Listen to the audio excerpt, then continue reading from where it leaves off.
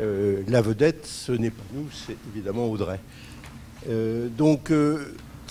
Très rapidement, moi je me présente brièvement. Donc, je suis Jean-Claude André, je suis un vieux de ces lieux. J'ai connu le site à l'époque où le centre de conférence n'existait pas, où il y avait des moutons dessus. Donc vous voyez, ça nous ramène à une période assez éloignée. Mais il se trouve que j'ai aussi présidé le jury du prix Prud'homme à ses tout débuts. C'était il y a 30 ans de ça. Et j'ai fait ça pendant une douzaine d'années et j'en ai gardé un souvenir très ému et je pense que c'est un prix qui est très important. Et en regardant quelques souvenirs sur ces 30 dernières années, je m'aperçois que le prix Prud'homme, c'est quelque chose dont les lauréats ont toujours été des lauréats magnifiques.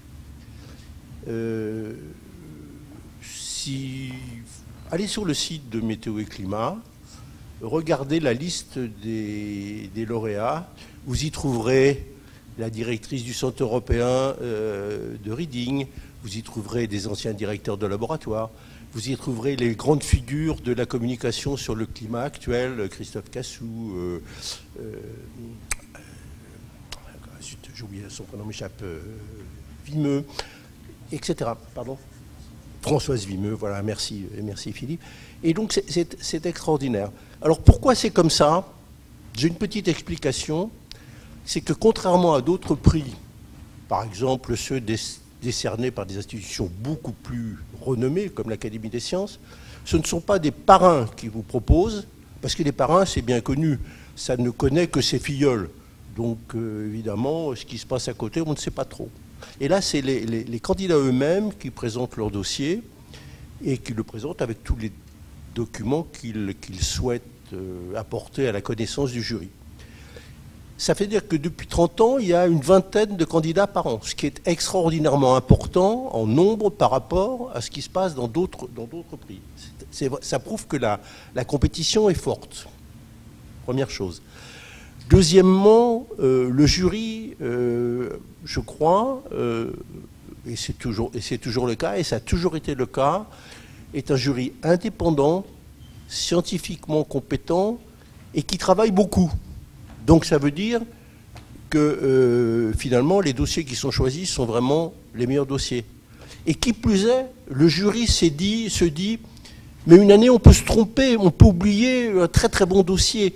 Donc on va dire aux candidats qui sont candidats pour 2 années de suite. C'est-à-dire que si on s'est trompé l'année N, on se rend compte l'année N+1 que décidément on avait loupé le bon candidat ou la bonne candidate, et ben on peut le ou la rattraper. Donc ça, c'est extrêmement important. Donc, qu'est-ce que je peux vous dire de plus ? Ce prix a été créé à une époque où Météo et Climat s'appelait Société météorologique de France. Donc, évidemment, les prix étaient plutôt dans un domaine plus spécifiquement météorologique. Mais assez rapidement, on s'est rendu compte que la météorologie n'était pas la totalité de l'histoire, qu'il fallait rajouter la physique et la chimie de l'atmosphère, qu'il fallait rajouter les aspects climatiques, qu'il fallait rajouter les aspects océanographiques. Alors, les aspects océanographiques sont toujours pris en compte sur la base du fait qu'ils nourrissent des interactions avec l'atmosphère. Je pense que dans quelques temps, Météo et Climat décernera des prix 100% océanographiques. Mais pour l'instant, on verra tout à l'heure qu'il y a dans la thèse de notre lauréate de cette année, il y a l'interaction avec l'atmosphère.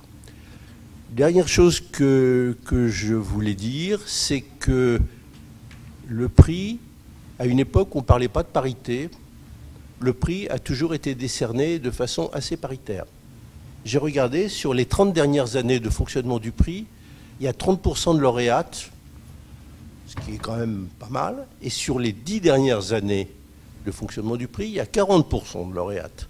C'est-à-dire que dans 10 ans, je pense qu'on sera arrivé à la parité pure et simple. Alors, d'une part, ça prouve que la qualité est bien partagée entre les deux sexes, mais ça prouve aussi qu'il y a beaucoup plus dans nos disciplines de jeunes chercheuses que peut-être dans d'autres disciplines où la parité est beaucoup plus difficile à obtenir. Donc voilà tout ce que je voulais vous dire pour vous cadrer un petit peu le prix André Prud'homme. Pour ceux qui ne le savent pas, André Prud'homme était un météorologue qui a perdu la vie au moment, dans les années 50, je crois, 57-58, pendant l'hiver, pendant l'été austral, non, l'hiver austral, 57, non, je sais pas, 57-58, il s'est perdu à Dumont-d'Urville, il est sorti, et on ne l'a jamais retrouvé, parce que par temps de blizzard, à Dumont-d'Urville, il vaut mieux rester tranquillement à l'intérieur. Donc c'est en sa mémoire que la Société météorologique de France et Météo et Climat ont institué ce prix. Et la dernière chose, c'est pour Audrey, pour avoir siégé dans des jurys de recrutement, de prix plus éventuellement des académies, etc., etc., tous les récipiendaires du prix, tous les lauréats du prix sont toujours très fiers de mentionner qu'ils ont reçu le prix Prud'homme.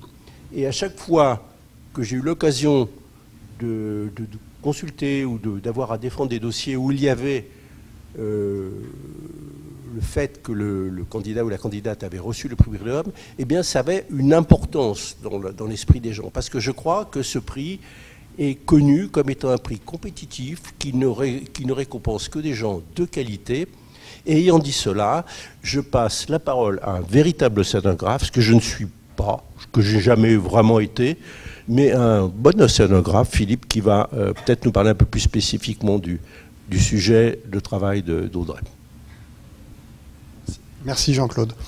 Bon, donc effectivement, je suis un peu océanographe, un peu climatologue, et pour tout vous dire, j'ai précédé Audrey dans ce métier, en tout cas en m'intéressant au Pacifique et au Niño 82-83, donc il y a fort longtemps.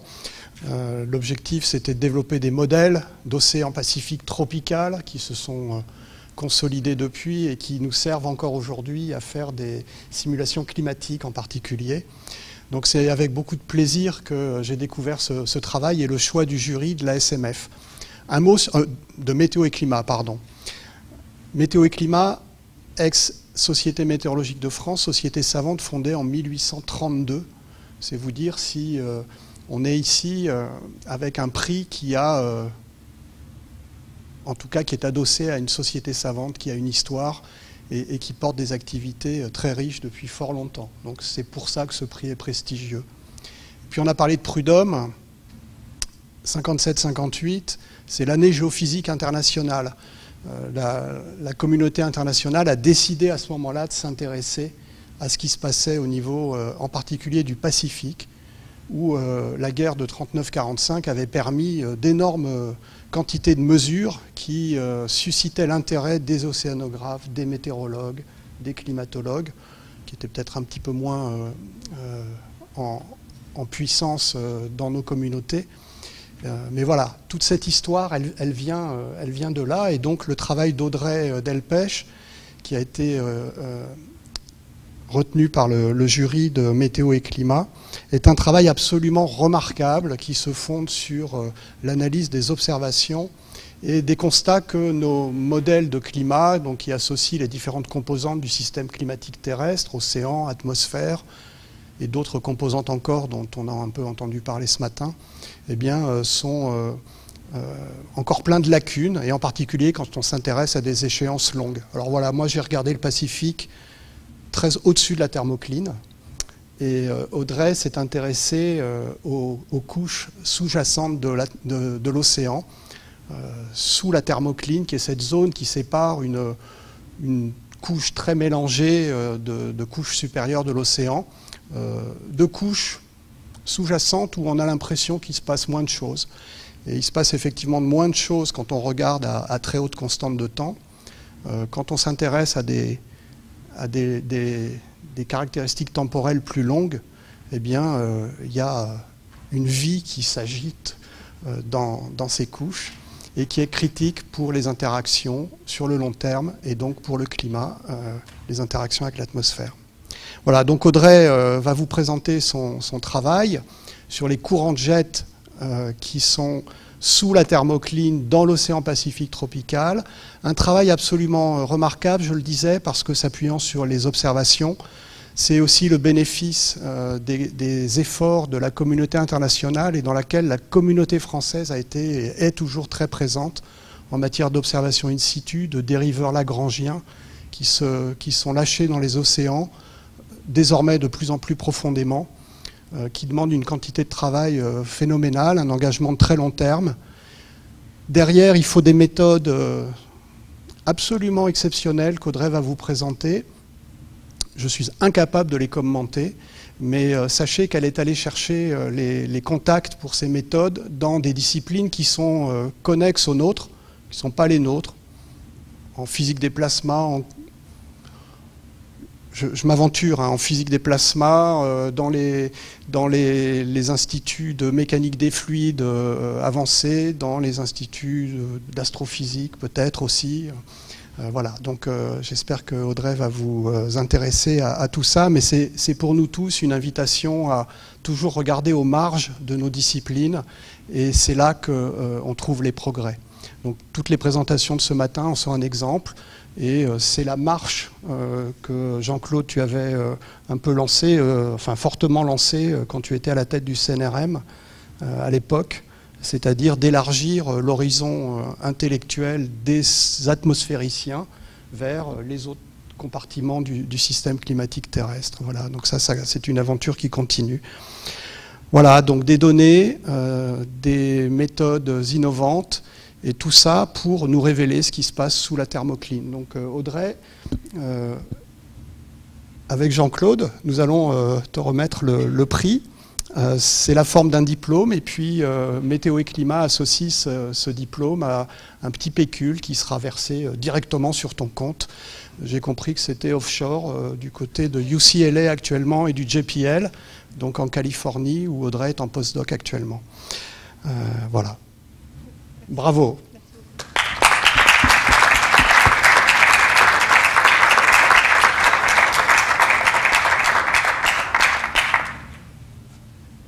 Exercice délicat, on tient.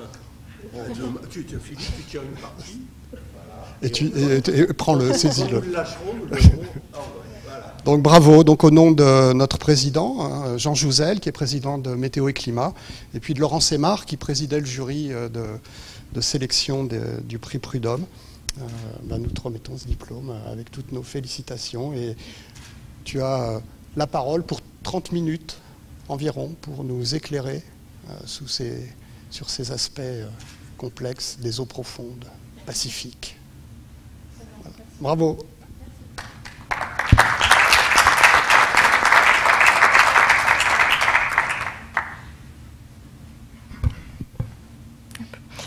Donc bonjour à tous, merci d'assister à cette présentation. Je tiens évidemment à remercier l'association Météo et Climat qui m'a décerné le prix André Prud'homme 2022. Je suis extrêmement honorée que le jury ait choisi de récompenser mes travaux de thèse qui portaient sur l'océan profond. Et je tiens également à remercier Morgane Daudier et Sonia Gadi qui ont organisé ma venue ici depuis les États-Unis et qui ont organisé cette remise de prix. Donc je vais vous présenter un condensé de mes travaux de thèse. Je vais changer de sujet par rapport à ce qu'on a pu voir ce matin. Je vais vous parler des courants profonds. Pour cette présentation intitulée « Les courants de jet sous-marins, enjeux climatiques et défis scientifiques ». J'ai réalisé donc ma thèse au Lagos. J'ai été co-encadrée par Sophie Cravatte, Yves Morel et Frédéric Marin, et co-encadrée par Claire Ménez-Gwen de l'Ifremer à Brest. Pour introduire un peu le contexte de mes travaux, je voulais rappeler que l'océan ou les courants océaniques jouent vraiment un rôle important sur le système climatique, car ils ont cette capacité à transporter de la chaleur et du carbone et à les redistribuer à une échelle globale. Et donc la compréhension des courants marins et leur prédiction, ainsi que de leur variabilité, est vraiment cruciale pour le développement des modèles de climat. À la surface, les courants marins sont relativement bien connus, car ils sont observés depuis longtemps, et notamment cette observation a été révolutionnée par l'arrivée des premiers satellites à la fin des années 90, qui a permis de produire des cartes des courants marins, comme on peut en apercevoir un exemple ici. En revanche, en profondeur, on connaît bien moins les courants qui sont présents sous la thermocline. Pour les observer, il faut des campagnes in situ, il faut des mesures in situ, qui sont souvent très coûteuses. Et pendant longtemps, on a pensé que cet océan sous la thermocline était quasiment au repos en regard de l'océan de surface qui, lui, est directement sous l'influence des vents. Et c'est dans les années 50 que des scientifiques ont découvert pour la première fois des courants relativement forts qui s'écoulaient à environ 300 mètres de profondeur dans la thermocline, dans les régions équatoriales, en fait exactement à l'équateur, et donc qui étaient relativement forts par rapport à ceux qu'on imaginait. Et suite à ces découvertes, aujourd'hui c'est ce qu'on connaît sous le nom de sous-courant équatorial, suite à ces découvertes, il y a beaucoup de campagnes qui ont été menées dans les régions équatoriales pour un peu mieux comprendre ces courants profonds équatoriaux. Et toutes ces campagnes, donc je vous montre deux exemples ici, montrent des caractéristiques similaires, c'est-à-dire que les courants profonds, non seulement dans la thermocline mais également sous la thermocline, sont plus forts que ce qu'on imaginait. Ici, vous avez deux exemples de sections, l'une dans le Pacifique, je ne sais pas si j'ai un curseur, ah oui, l'une dans le Pacifique, l'autre dans l'Atlantique. Vous pouvez voir des caractéristiques similaires entre ces deux images. La première, c'est qu'il y a une dominance des courants zonaux. Donc ici, ce qui est représenté, c'est la vitesse zonale en fonction de la profondeur et de la latitude. Et ensuite, on voit deux structures qui se dégagent, c'est-à-dire que le long de l'équateur, ici, on a une renverse des courants avec la profondeur. Et hors équateur, on a une renverse des courants avec la latitude. Donc ça, c'était des données qui ont été obtenues par des campagnes, donc qui donnent une vision instantanée des courants. Et grâce à l'avancée du programme Argo, on a pu avoir une vision plus complète de ces courants. Donc les flotteurs Argo, pour ceux qui ne connaissent pas, ce sont des flotteurs autonomes qui dérivent en profondeur dans les océans, souvent une profondeur de 1000 mètres, et qui remontent à la surface tous les 8 à 10 jours. Et à la surface, leur position est marquée par satellite. Donc en connaissant les positions en surface et le temps passé en profondeur, on peut avoir une estimation des courants profonds. Ces flotteurs ont donc permis de cartographier l'ensemble des courants à l'échelle globale à 1000 mètres. Et ce que vous pouvez voir, c'est la prédominance de ces courants forts dans les régions équatoriales. Donc ici, on le voit très bien dans le Pacifique, en l'occurrence, de ces courants qui changent de direction avec la latitude de part et d'autre de l'équateur. On a appelé ces courants des jets zonaux profonds. Si on moyenne dans une boîte comme celle-ci, on voit très bien l'alternance, le changement de signe de ces courants avec la latitude. Leur structure verticale a également été étudiée grâce au flotteur Argo, donc c'est une structure moyenne. Et si on résume un peu ce qu'on peut voir sous la thermocline dans les océans tropicaux, on peut différencier schématiquement deux systèmes de jets, l'un étant les courants qui changent de direction avec la profondeur le long de l'équateur, qu'on appelle les Equatorial Deep Jets, et les courants qui changent de direction avec la latitude hors équateur, que l'on va appeler les Extra-Equatorial Deep Jets. Donc suite à ces découvertes, il y a plusieurs questions scientifiques qui se sont posées, et en particulier, comment est-ce que ces courants contribuent à la circulation globale des océans? Est-ce qu'ils jouent un rôle dans le transport des masses d'eau? Quels processus physiques contrôlent leur formation et leur maintenance? Et est-ce qu'ils sont bien représentés dans les modèles de climat? Donc, concernant cette dernière question, il y a une étude qui a été faite par Cravath et collaborateurs en 2014, qui a consisté à comparer les courants observés par les flotteurs Argo avec les courants de plusieurs modèles qui ont servi à des études de climat. Donc ici, les courants des flotteurs sont représentés, les observations sont représentées en jaune, et les courants issus des modèles de climat sont représentés en bleu. Et ce que vous pouvez voir, donc en fonction de la latitude, ce que vous pouvez voir, c'est que la plupart de ces modèles ne représentent pas, ou peu, ou pas avec la bonne intensité, ces jets profonds. Et ça peut avoir des conséquences sur l'évaluation des variables climatiques, en particulier parce qu'il a été supposé que ces courants profonds pouvaient jouer un rôle sur le système climatique. Pour vous illustrer cela, je vais utiliser deux exemples.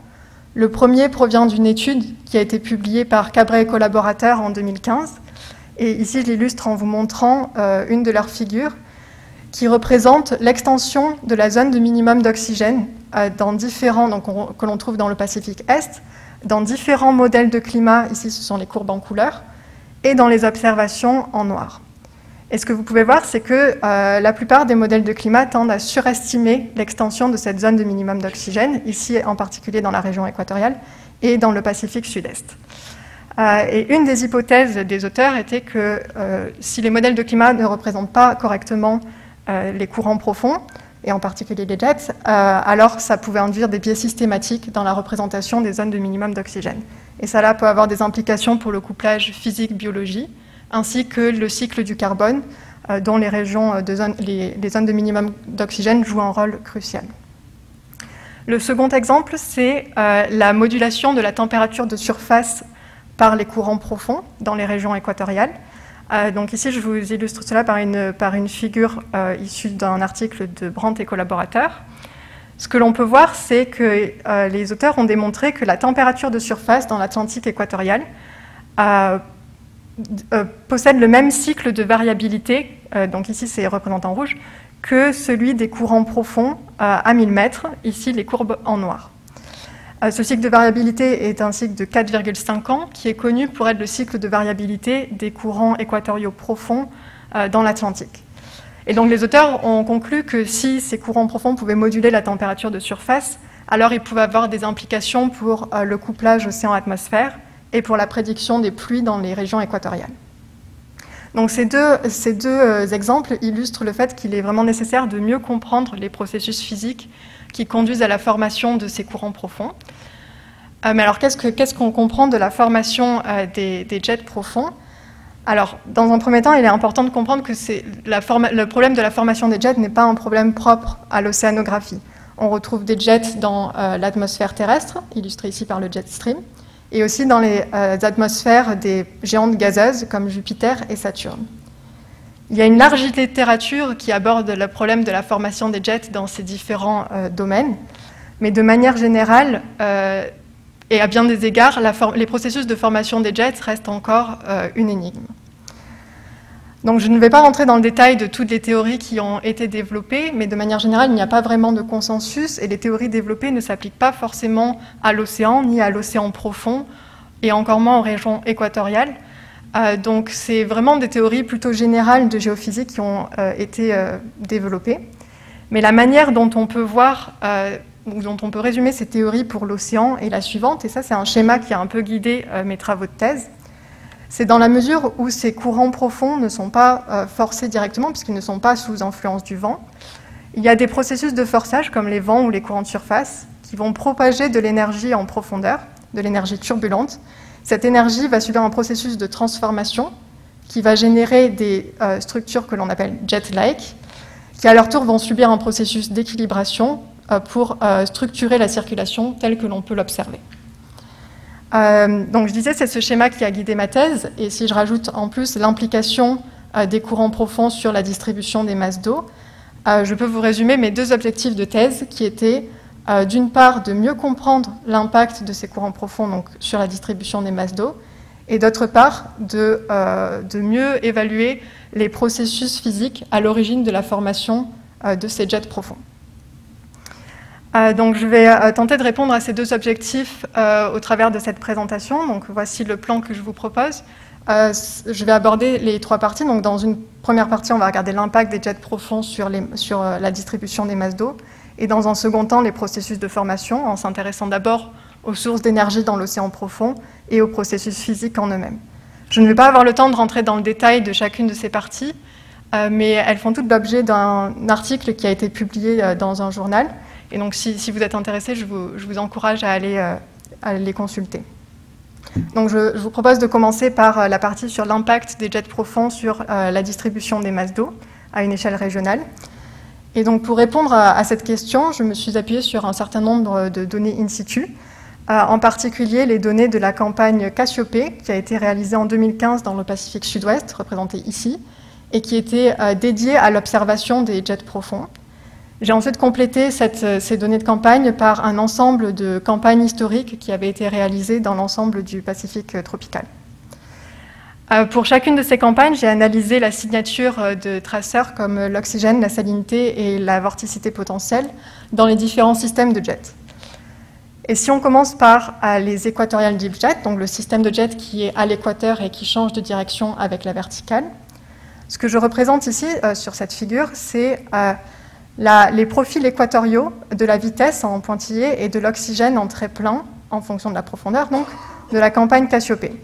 Ce qu'on peut voir, c'est qu'il y a une forte corrélation entre les jets vers l'est, donc les vitesses positives, et les maxima d'oxygène, et entre les jets vers l'ouest et les minima d'oxygène, et ceux de la thermocline jusqu'à presque 2000 mètres de profondeur. Cette corrélation a été également notée dans l'ensemble des campagnes qui avaient été réalisées de manière historique dans le bassin, et nous a permis de conclure du coup qu'il y avait vraiment une continuité d'ouest en est avec un apport d'oxygène par les jets vers l'est, depuis le bord est vers la zone de minimum d'oxygène au bord est du bassin. Si on s'intéresse maintenant à la signature des traceurs dans le second système de jets, qui est les jets extra-équatoriaux, donc cette fois on s'intéresse à des sections qui traversent l'équateur.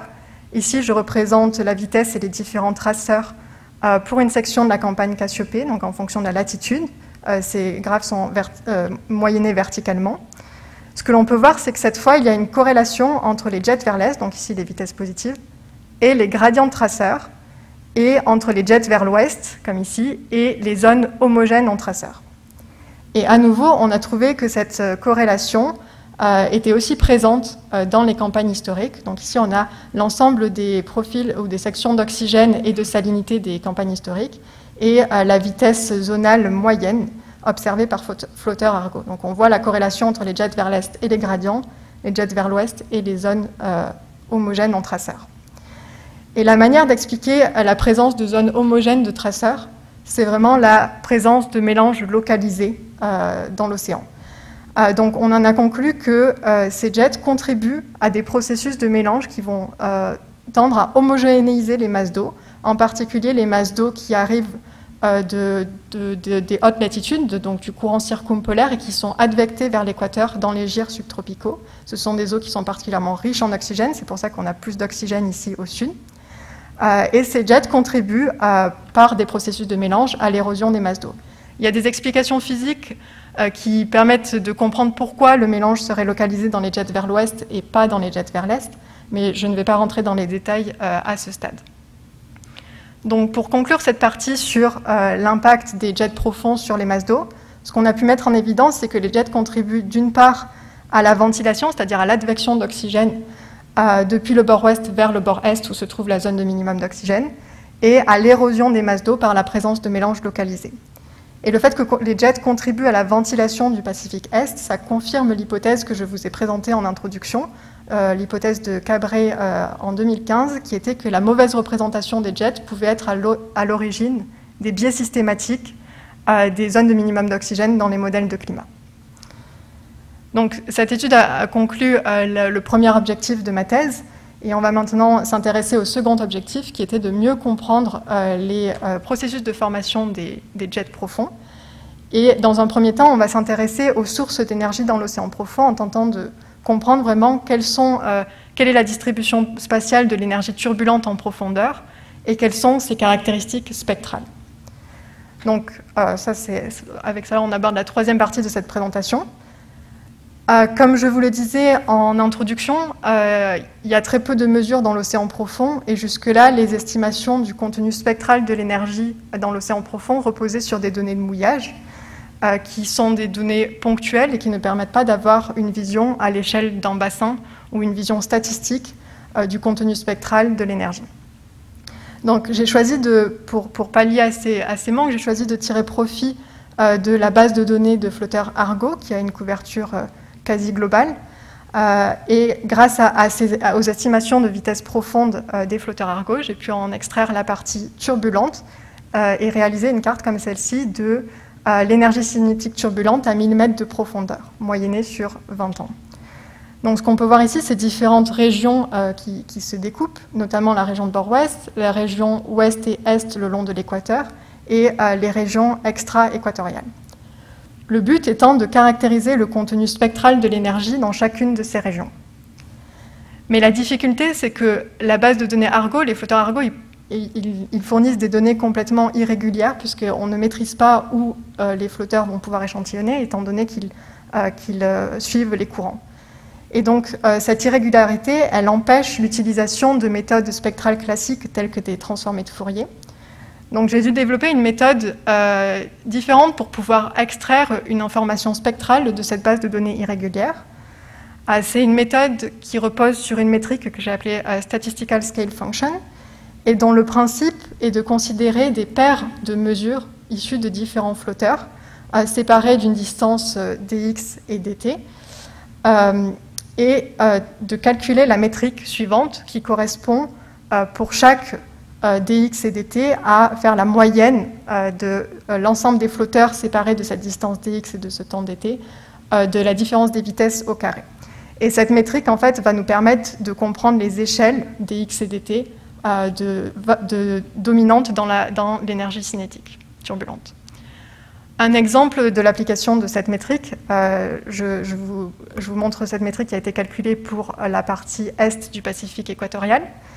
Donc ici, je représente la SSF en fonction de dx et de dt. Et ce qu'on peut voir, c'est qu'on a une forme d'onde avec une échelle bien déterminée.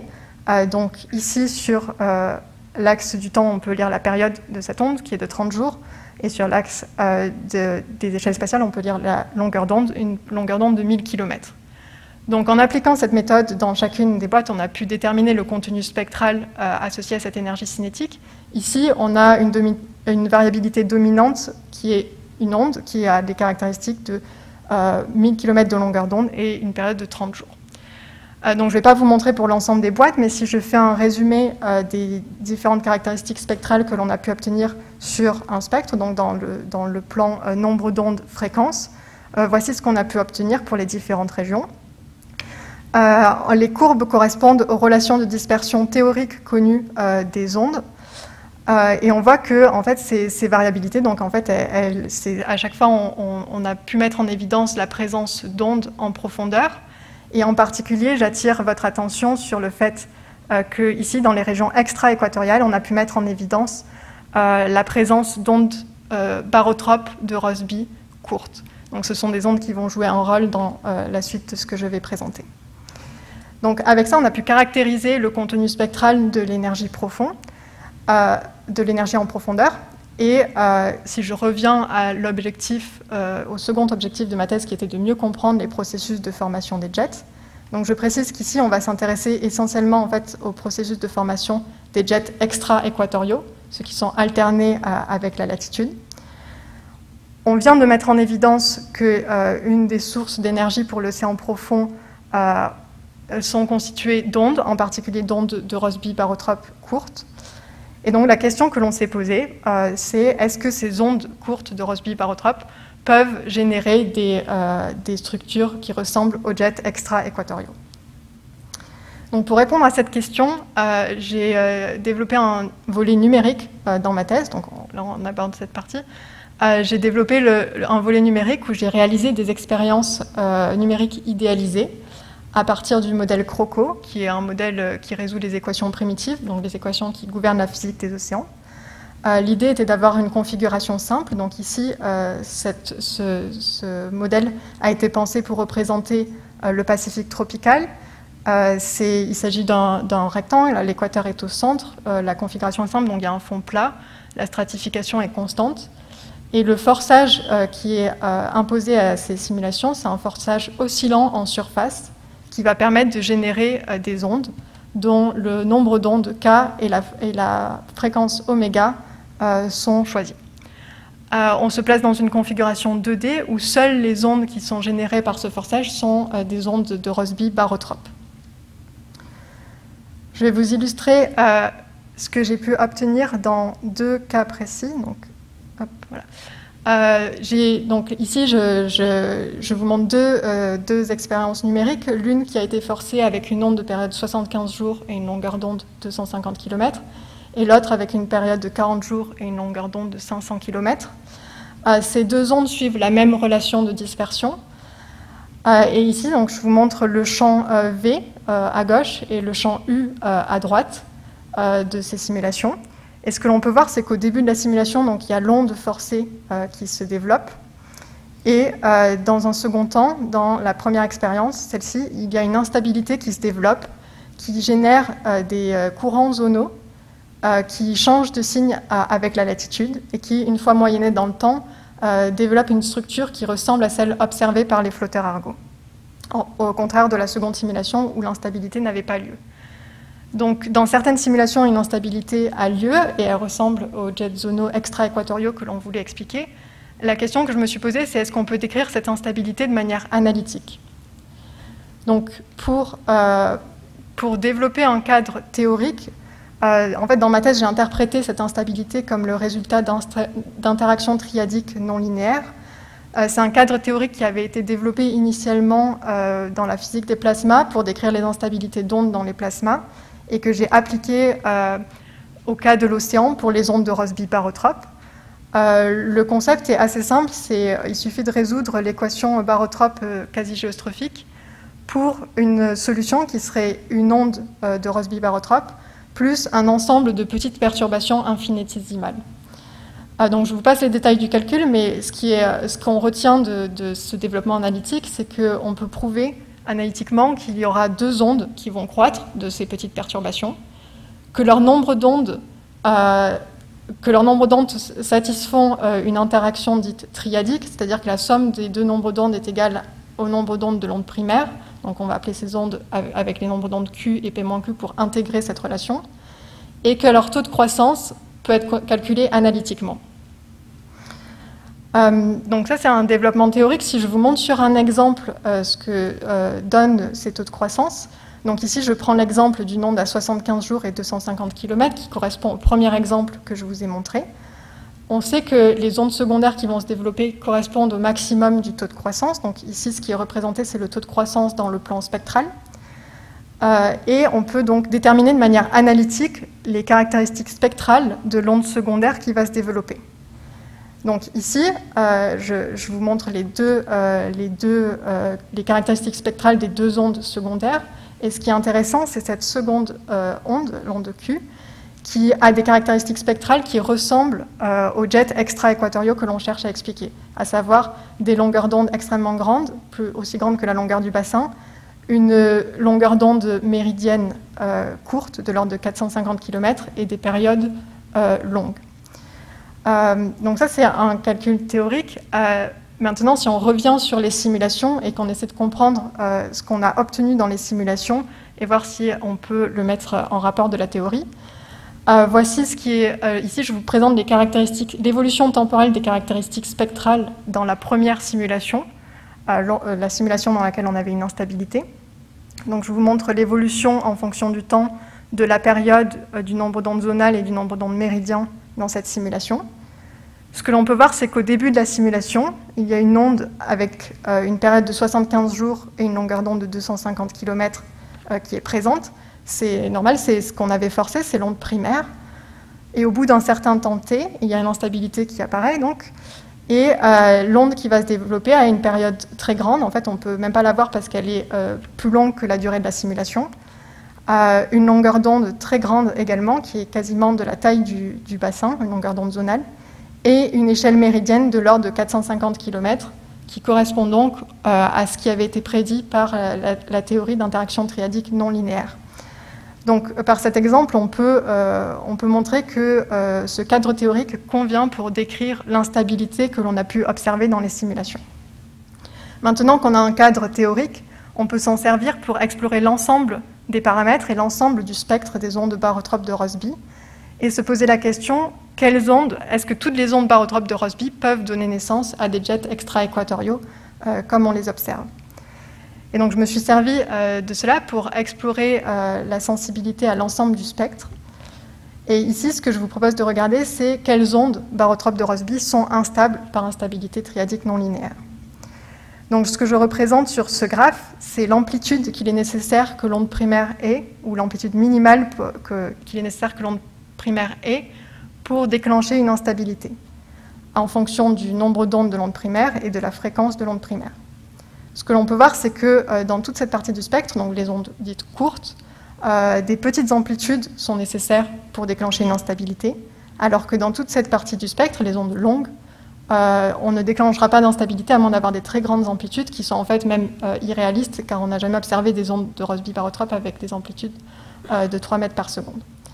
Donc on a pu en déduire que les ondes barotropes de Rossby qui étaient instables par instabilité triadique non linéaire sont les ondes de Rossby courtes. Maintenant, même si elles sont instables, ça ne veut pas dire qu'elles vont générer une instabilité qui a des structures ou qui a une structure qui correspond exactement à ce qui peut être observé pour les jets extra-équatoriaux. Donc on s'est intéressé à la sensibilité des caractéristiques de l'onde secondaire.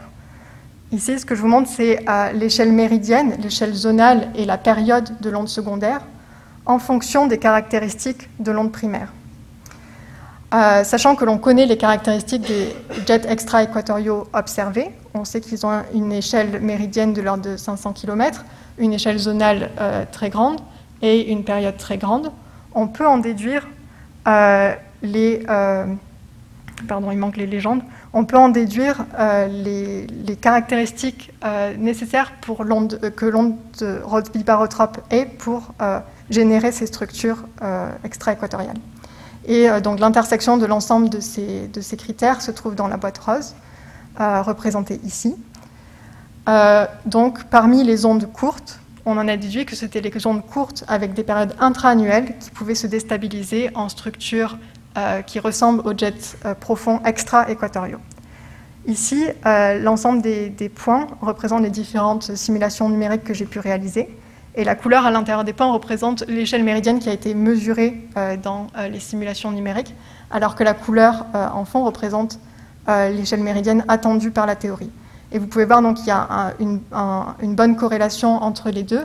C'était juste pour illustrer le fait que la théorie n'a pas été validée seulement sur un exemple, mais sur plusieurs exemples, plusieurs simulations et plusieurs critères. Les deux expériences que je vous ai montrées au début de cette partie étaient ces deux expériences-là, donc l'une qui se déstabilisait et l'autre qui ne se déstabilisait pas.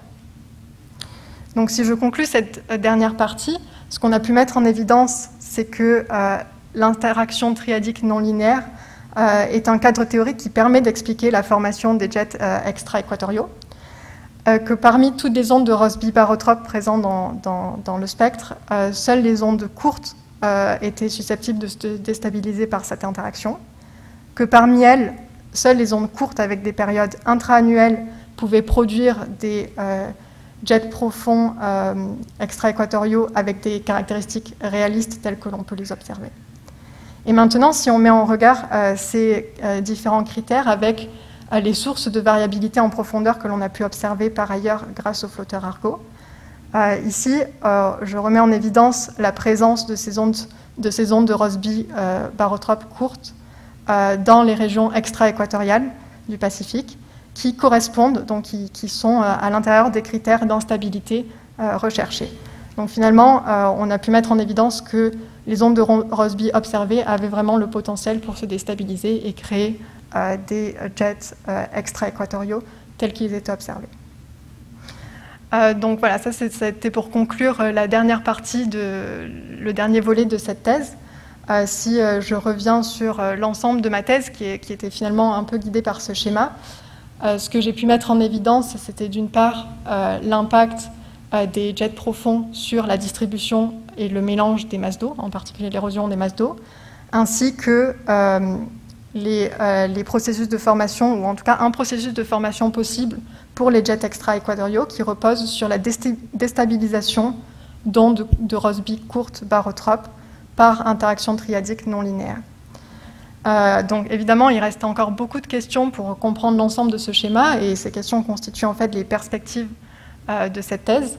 En particulier, donc il y en a beaucoup plus que ça, mais si je devais en citer trois, une des perspectives les plus importantes serait d'évaluer la pertinence de ce processus dans des simulations numériques plus réalistes, en particulier parce que les simulations que je vous ai présentées sont des simulations extrêmement idéalisées, de mieux comprendre les processus à l'origine de la formation des ondes Barotrop de Rossby courtes dans les régions extra-équatoriales du Pacifique, et de mieux comprendre enfin les processus d'équilibration qui peuvent amener de ces structurations qu'on appelle jet-like à la circulation permanente telle que l'on peut l'observer.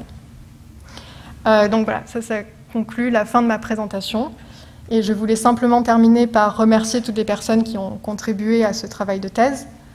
Donc bien sûr mes trois encadrants au Légos, Sophie Cravatte, Frédéric Marin et Yves Morel, mais également Claire Ménez-Gouin et Sylvie Legentil qui m'ont accueilli pour plusieurs séjours à l'Ifremer à Brest et m'ont permis de mettre en place les simulations numériques que je vous ai présentées. J'ai également eu la chance d'être lauréate d'une bourse de l'université de Stanford aux États-Unis pour faire un séjour de quelques mois dans une équipe de recherche où j'ai pu collaborer sur le volet théorique de cette thèse. Donc je remercie Liv Thomas et son équipe. Et enfin, je remercie l'équipe de biologie marine de l'entreprise CLS à Toulouse, dans laquelle j'ai réalisé des missions d'expertise pendant les 2 premières années de ma thèse. Voilà. Et encore une fois, mes encadrants de thèse pour m'avoir permis de réaliser une thèse à temps partiel sur les 2 premières années de ma thèse. Voilà, je vous remercie. Je vais laisser place au